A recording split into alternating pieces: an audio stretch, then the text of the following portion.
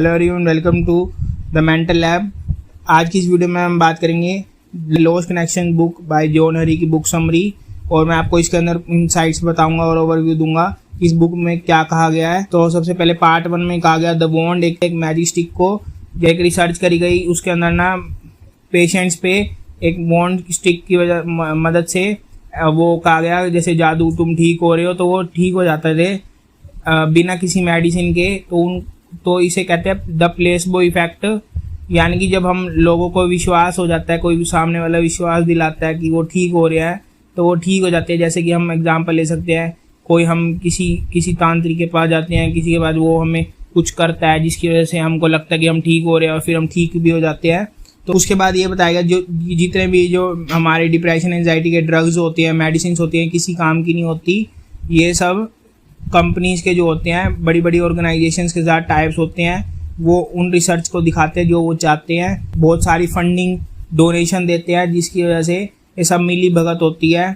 सरकार वगैरह सारी मिली होती है मेडिसिन कंपनीज के साथ। और ये मेडिसिन का और ड्रग्स का हमारी डिप्रेशन एंजाइटी में कोई फर्क नहीं पड़ता, क्योंकि डिप्रेशन और एंजाइटी के रियल कॉज कुछ और होते हैं जो छुपे हुए होते हैं, लेकिन तुम्हें दिखते नहीं। वही मैं आगे वीडियो में भी बताऊंगा आपको। डिप्रेशन एंजाइटी के छोटे मोटे जो केसेस होते हैं उनके लिए हेल्पफुल है बस, ताकि जो ब्रेन का इम्बैलेंस होता है, कहते हैं कि ब्रेन में इम्बैलेंस हो जाते हैं हार्मोन्स के, तो पहले ऐसे होता था, लेकिन इस ऑथर ने बताया कि जो ब्रेन के इम्बैलेंस होते हैं वो इस वजह से होते हैं क्योंकि हम ब्रेन के कई हिस्सों का यूज़ करने लग जाते हैं।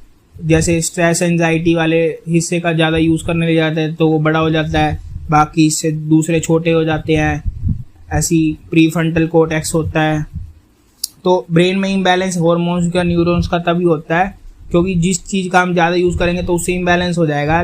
इम्बैलेंस जो है ब्रेन में वो स्मोक है, और जो कोज है वो फायर है, यानी कि पहले फायर होती है फिर स्मोक होता है।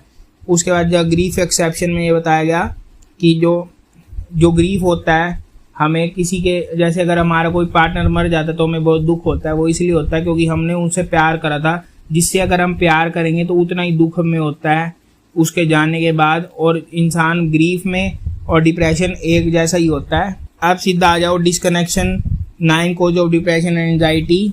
इसके अंदर ये बताया गया cause 1 disconnection from meaningful work, कि इंसान जो काम करना चाहता है उसे जब वो काम नहीं मिलता तो उसे डिप्रेशन हो जाता है। हमारी नीड है इंसान की कि उसे वो वाला काम पसंद जो होता है, जिसमें उसका इंटरेस्ट होता है, उसे वो वाला काम करना चाहिए। इसके बाद कॉज 2 बताया गया डिस्कनेक्शन फ्रॉम अदर पीपल।